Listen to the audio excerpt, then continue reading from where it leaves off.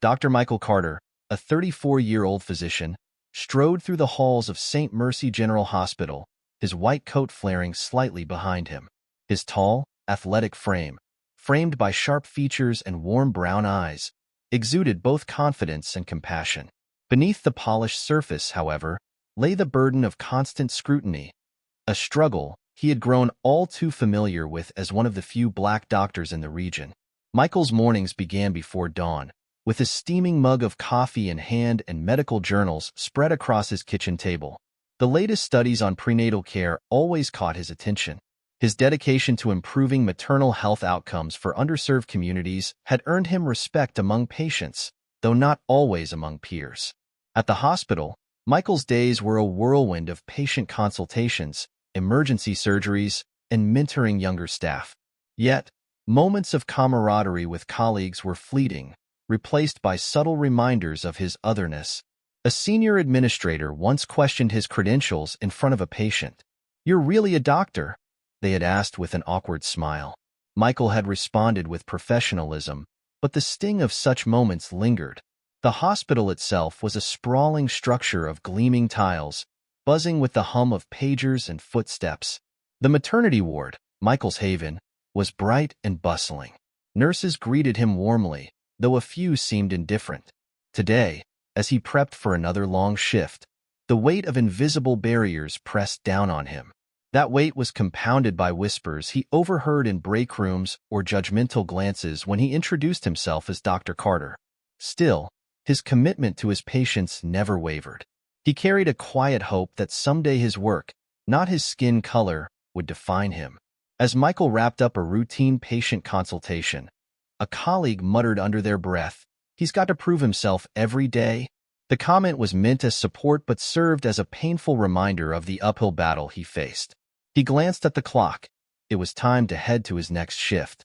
The winter chill nipped at Dr. Michael Carter as he approached the main entrance of St. Mercy General Hospital. He adjusted the strap of his medical bag and tightened his scarf. It was just another day, or so he thought, as he scanned his ID badge and approached the glass doors.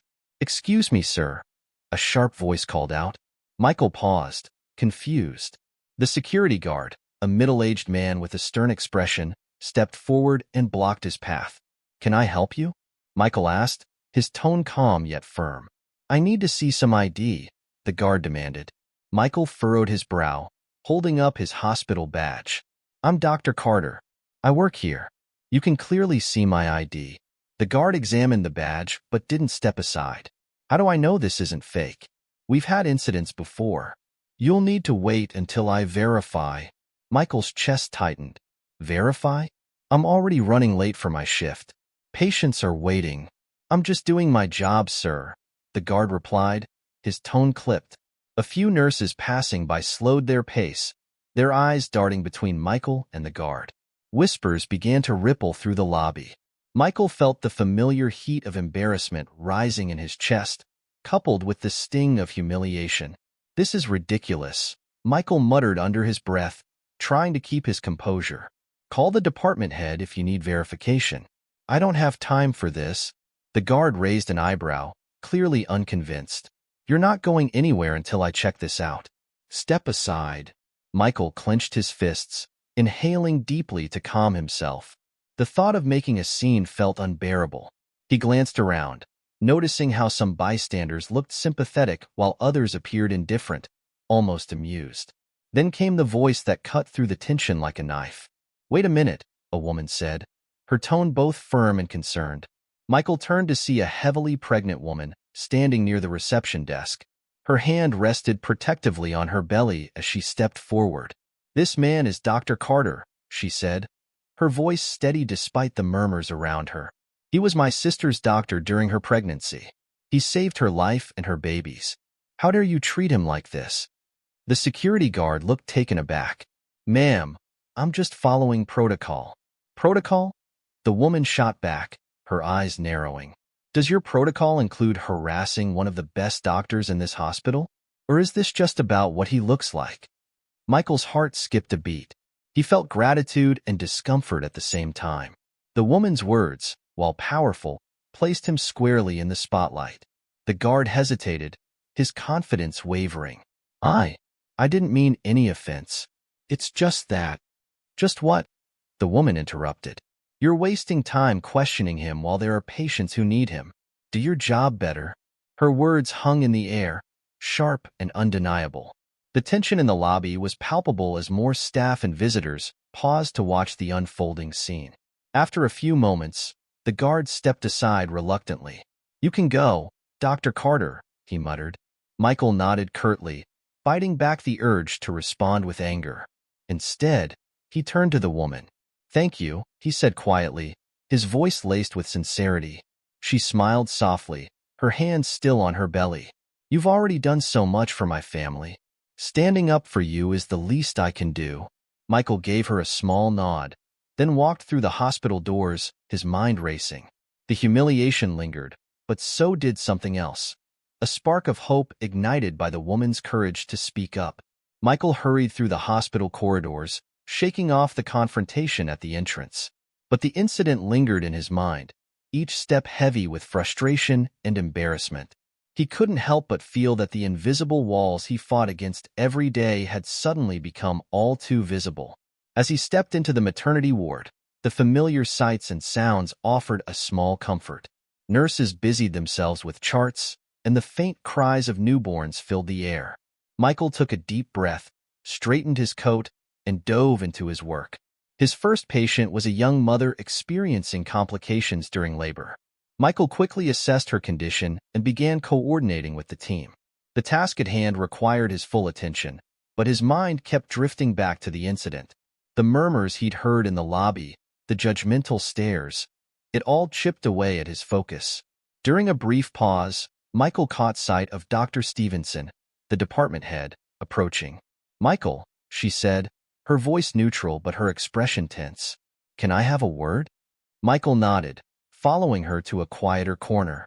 I heard about what happened at the entrance, she began, folding her arms. The security guard was out of line, and I'll make sure it's addressed. Michael appreciated her words, but the tightness in her expression suggested something more. Thank you, he replied, but it's not the first time, and it won't be the last. What I need is systemic change, not just an apology. Dr. Stevenson hesitated, her gaze faltering. I understand your frustration, but you have to pick your battles, Michael. We're all under a lot of pressure and… Pick my battles? Michael interjected, his voice steady but firm. I face this pressure every day, not just when someone decides to question my qualifications. How can I do my job if I have to fight just to be seen as equal? She sighed, nodding reluctantly. You're right. I'll bring this up with the administration, but it'll take time. Michael left the conversation feeling a mix of anger and resignation. The reassurance felt hollow, a reminder that even well-meaning allies often underestimated the depth of the problem. Later that day, as Michael walked through the ward, he passed a group of nurses whispering by the break room. He caught snippets of their conversation. Did you see what happened this morning? That security guard was way out of line. I don't know. He was just doing his job, right? But why does this keep happening to Dr. Carter? You don't see them questioning anyone else like that. Michael stopped, his stomach twisting. He didn't confront them but couldn't ignore the knot of emotions tightening in his chest. The whispers weren't malicious, but they carried the weight of judgment and pity, both of which he loathed. The afternoon brought another unexpected encounter. Michael was called into the room of the pregnant woman who had defended him earlier. Her name was Rachel Thompson, and she was nearing full term. Dr. Carter, she greeted him warmly, though her face was pale with exhaustion.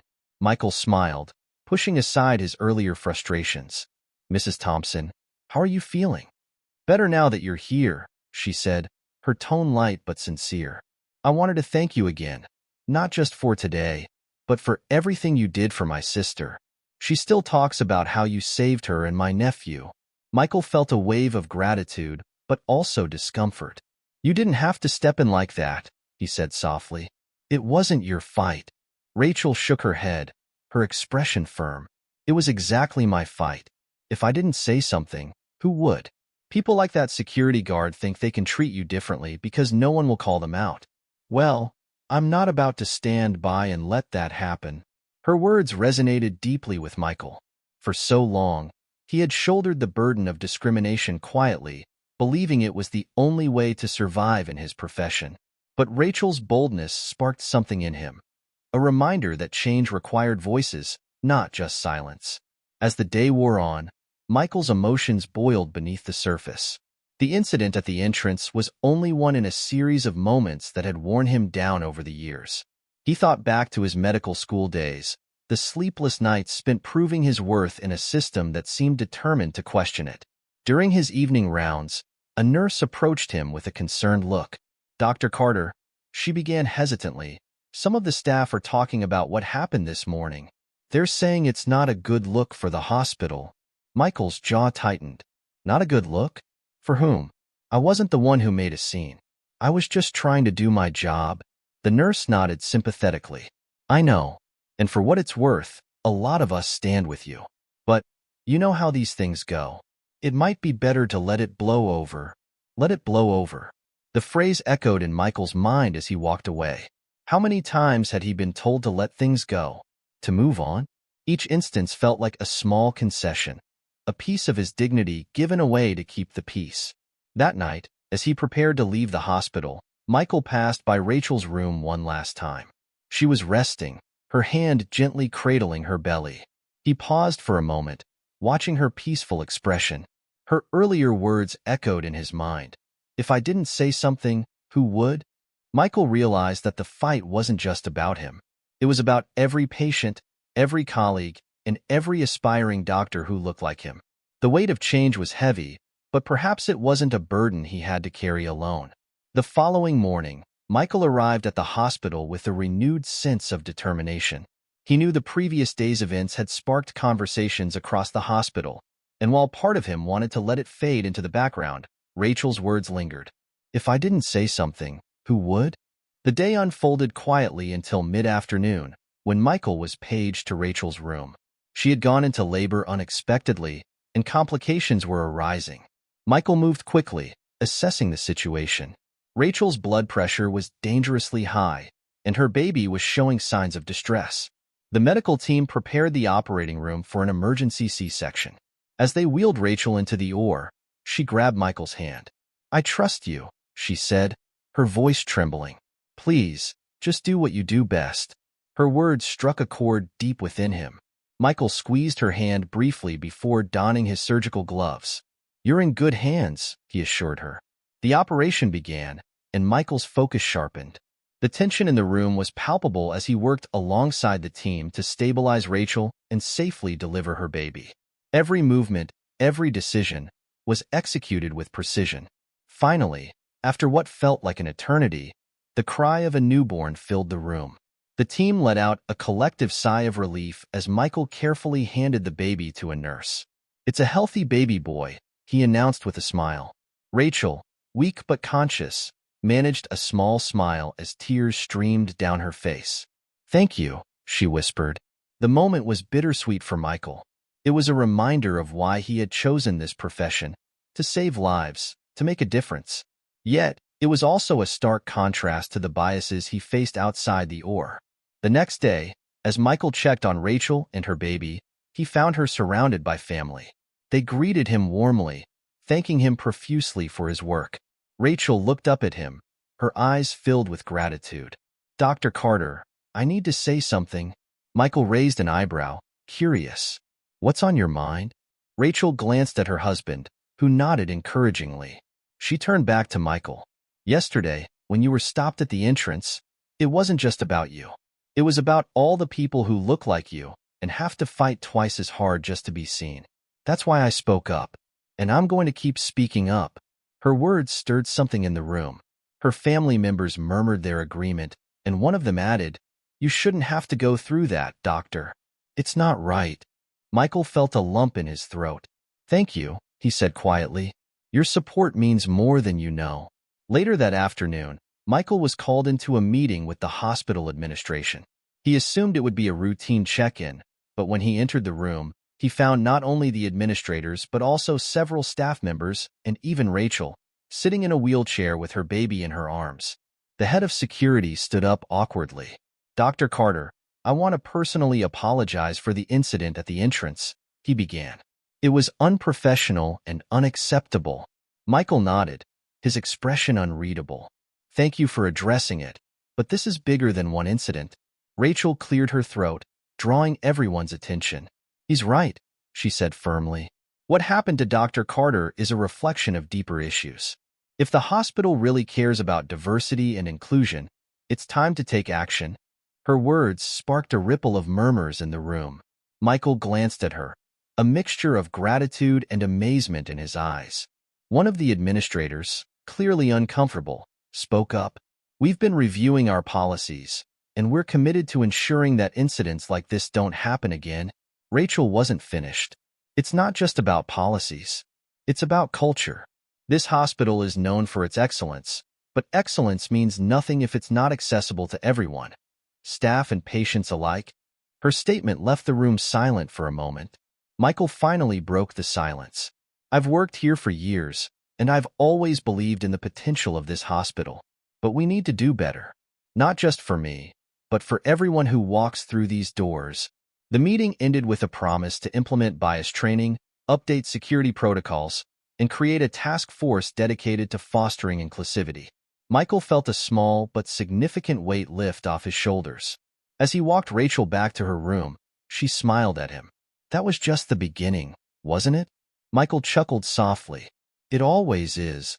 Rachel looked down at her baby, then back at Michael. People like you pave the way for people like him. Don't ever forget that. Michael nodded, her words sinking deep into his heart. In the weeks following the incident, Michael noticed subtle but meaningful changes at St. Mercy General Hospital. The administration followed through on their promises, starting with mandatory bias training for all staff. Posters advocating inclusivity and respect adorned the hallways, and the hospital began organizing monthly forums to encourage open discussions about workplace culture. For Michael, these steps were a long-awaited acknowledgement of struggles that had often been swept under the rug. But he knew this was just the foundation.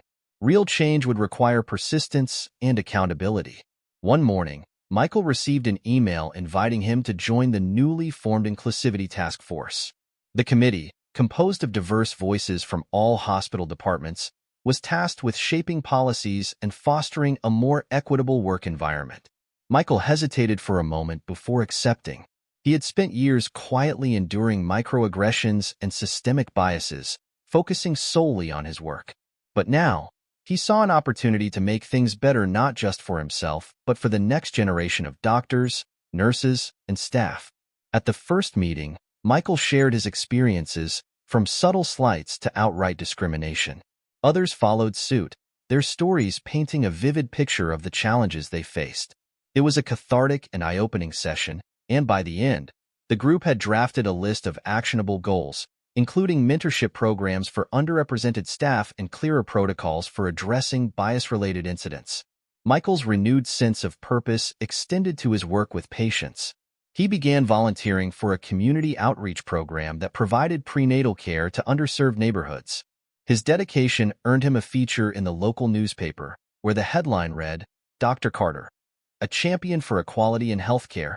The article highlighted not just his medical expertise, but also his role as an advocate for inclusivity. It was shared widely on social media, and messages of support poured in from colleagues, patients, and even strangers. Among the messages was one from Rachel. She attached a picture of her baby boy, now a few weeks old, with a note that read, "Meet Michael Jr., we named him after you. Thank you for everything." Michael stared at the photo, his heart swelling with emotion. The baby's tiny face was a symbol of hope, a reminder of why he had chosen this path. Months later, the hospital held a town hall meeting to discuss the progress of their inclusivity initiatives. Michael was invited to speak as a key member of the task force. Standing before a packed auditorium, he took a deep breath and began. "When I became a doctor, I knew it wouldn't be easy. But I didn't anticipate the additional hurdles I'd face simply because of the color of my skin. For years, I thought the best way to succeed was to keep my head down and let my work speak for itself. But silence doesn't create change." He paused, scanning the room. "This isn't just about me. It's about every patient who deserves compassionate care, and every colleague who deserves respect. Change starts when we acknowledge the problem and commit to doing better. The room erupted into applause, and Michael felt a surge of pride. For the first time, he truly felt seen, not just as a doctor but as a person. That evening, as Michael walked out of the hospital, he noticed the security guard who had stopped him months ago. The man approached him hesitantly. "Dr. Carter," he began, his voice tinged with regret, "I want to apologize again for what happened. I've been reflecting on it a lot, and I realize now how wrong I was." Michael studied the man's face, seeing genuine remorse. "Thank you," he replied. "Acknowledging it is a step in the right direction. Let's both keep working to make things better." The guard nodded, offering a tentative smile. The next morning, Michael entered the hospital without hesitation, greeted by familiar faces and warm smiles. He no longer carried the invisible weight that had followed him for years. Instead, he felt a sense of belonging, not because the system had magically changed overnight, but because he had found the strength to challenge it. As he walked toward the maternity ward, he thought about Rachel, her son, and the countless others he hoped to inspire. His journey was far from over, but for the first time, he felt ready to embrace it fully. Michael's work wasn't just about healing bodies. It was about building bridges, breaking barriers, and creating a world where everyone could thrive. In a profession where every decision can mean the difference between life and death, Dr. Michael Carter learned that the greatest challenge wasn't medical, it was societal. But with resilience, courage, and the support of allies like Rachel, he proved that change is not only possible but inevitable. If this story inspired you, imagine how many others are waiting to be shared. Let's create a world where talent, compassion, and dedication are valued above all else, no matter who you are or where you come from. If you believe in equality and the power of standing up for what's right, share this story with your friends and family. Don't forget to like, comment, and subscribe for more content that sparks conversation and inspires change. Together, we can make a difference.